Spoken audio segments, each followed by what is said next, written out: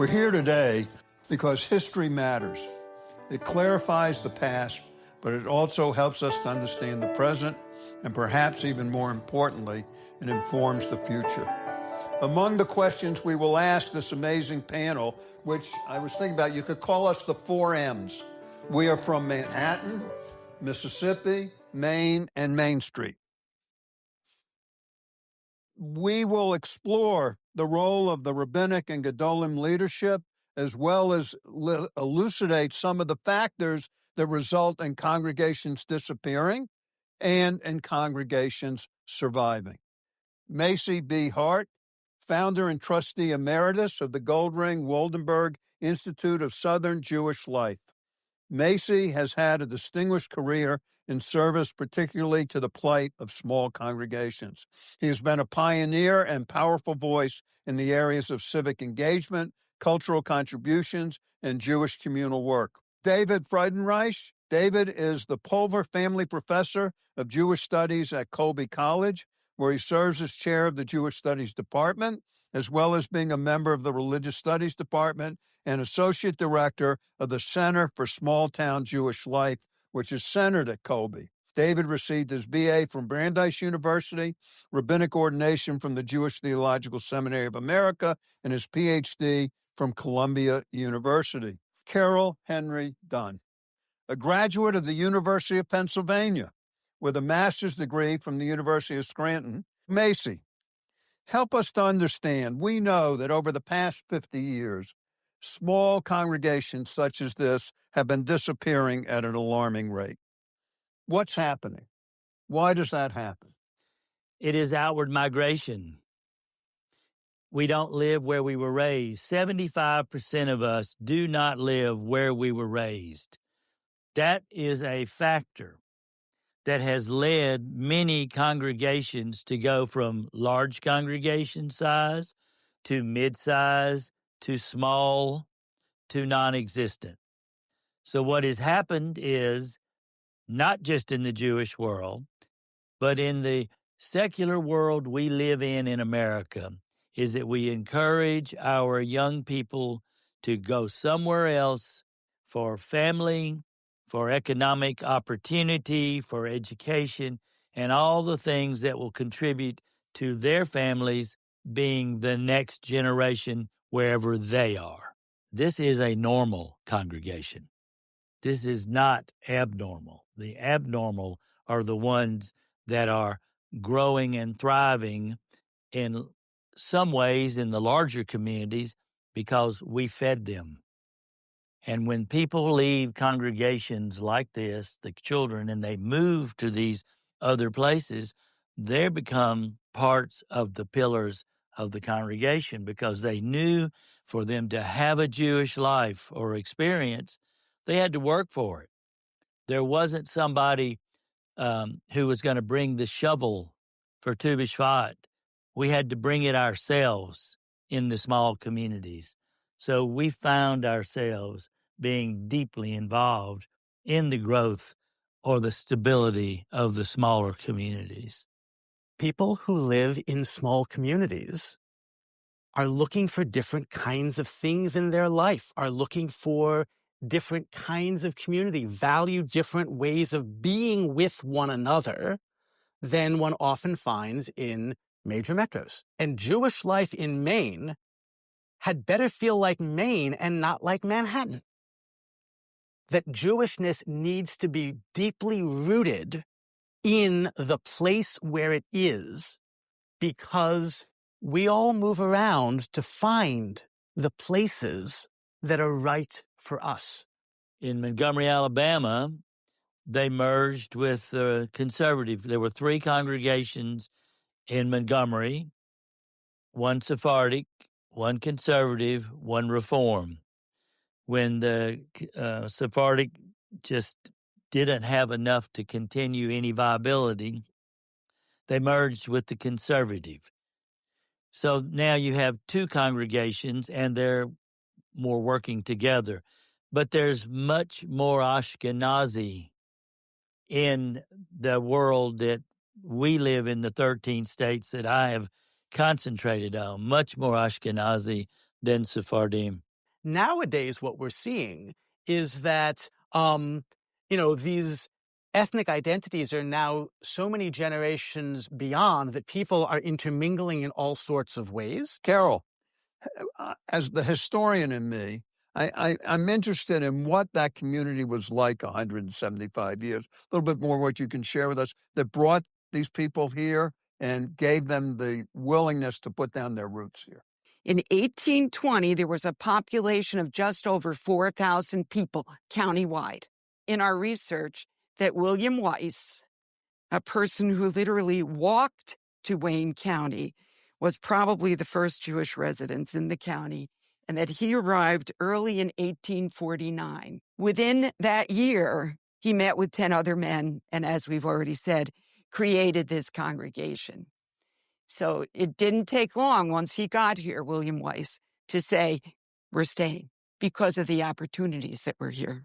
And the thinking and the broad ideas and so forth would have affected those people who came here to live. And the all-important connection to New York City. What are some of the other reasons? My personal thought was you got a lot of more mixed marriages going on. In the people that have chosen Judaism or have converted for their spouse or because they saw what was the religion's benefits and just the greatness of it all, let's say, they became more Jewish than the Jewish partner that they married. And that has helped sustain a lot of these smaller communities. The key questions are, do you have a group of people who are committed to a thriving Jewish community?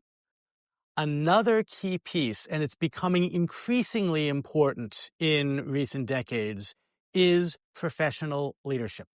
It is not easy to keep a nonprofit organization of any sort thriving. There's no one answer. There's no one solution. Religious communities are especially challenging. Communities that are diverse are even more challenging. And what we've seen happen in Maine over the last 15 years, and it started at Beth Israel Congregation in Waterville, home of Colby College. The synagogue was down to maybe, if you squint, 20 members. They bet the endowment principle on bringing in a rabbi, and that rabbi has now quadrupled the membership of the congregation, just successfully completed a multi-million-dollar capital campaign to renovate their building, putting in a brand new state-of-the-art mikveh, among other things. Waterville, Maine has become one of the hubs of Jewish life across the state of Maine. And all the other small synagogues in Maine took notice. And 5 synagogues since that time have shifted from full lay leadership or kind of part-time professional leadership to most or full-time professional leadership. And every single one of them is now thriving rather than merely surviving. Another strategy that a number of communities have turned to in recent years is finding somebody in the community who has a passion for this work. And they become trained. And they become rabbis or other Jewish communal professionals serving in their own community. And with the rise of rabbinical education that happens partly or entirely online, it's becoming easier and easier for small town communities to scale up their own leadership to make that happen. And the best way for us to build community is to be a community. A third model is to say, okay, we understand that there are things that rabbis can offer, but we're going to go a different route. We're going to hire somebody who can be a dedicated professional, who can be an executive director, who's bringing some skill set that might have a degree attached to it and might not.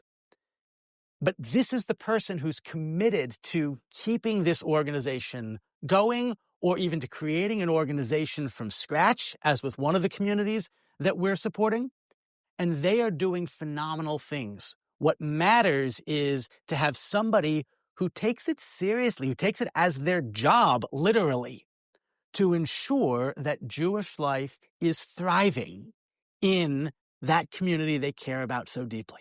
And if you've got the group of people who want to see that happen, and you've got the professional leader who can help them realize that vision, you're set for success. It is the most important element in my mind of how we sustain a Jewish community is making sure that we get children in the Jewish camps around the country to meet other Jews who are going to be lifelong friends. Henry Schreier, Skip Vichness, their friends because of their camp experiences that brought them together.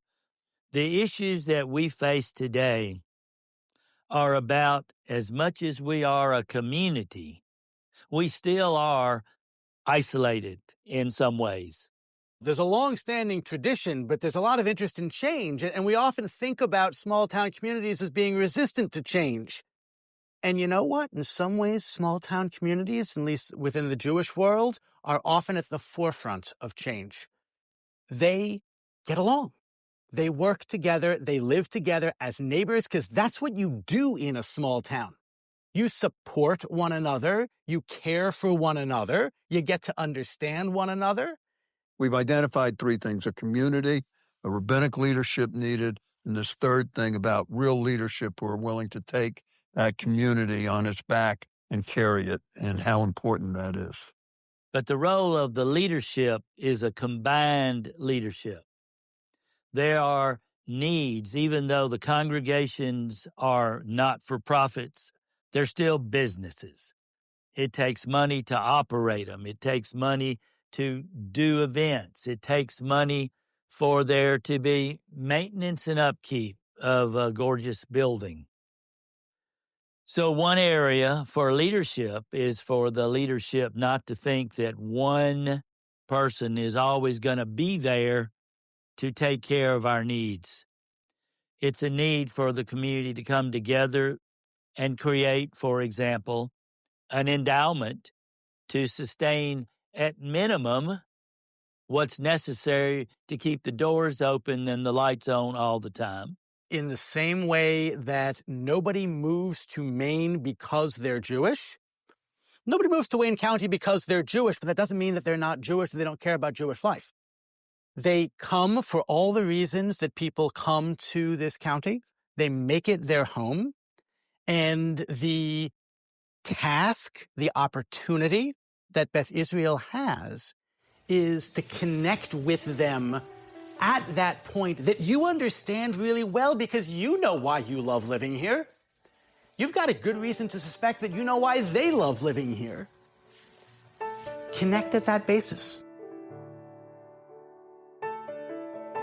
As you heard at the beginning, I grew up in a small Southern Jewish community of the early 60s and 70s. That synagogue and its rabbi were at the center of so much of my life. There were 9 Jewish students in my class. Sadly, though, that congregation no longer exists. It did not have the community, rabbi, or gedolim that this congregation has had over its 175 years. Hopefully, when it is time for the community to celebrate its 200th or 250th anniversary, it still will be here, and it will look back at this discussion and these celebrations as pivotal to its continued success.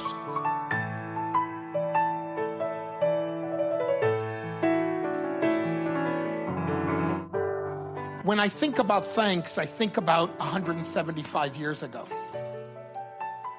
These 10, 11, 12 men who gathered, who are represented here by some of the people who are their descendants. I think about what they planted for us, what they built for us in 1856 in this building. They saw here a possibility. They didn't just see an immediate need to build a synagogue. They saw a possibility of a Jewish community. And in this place, we have that community.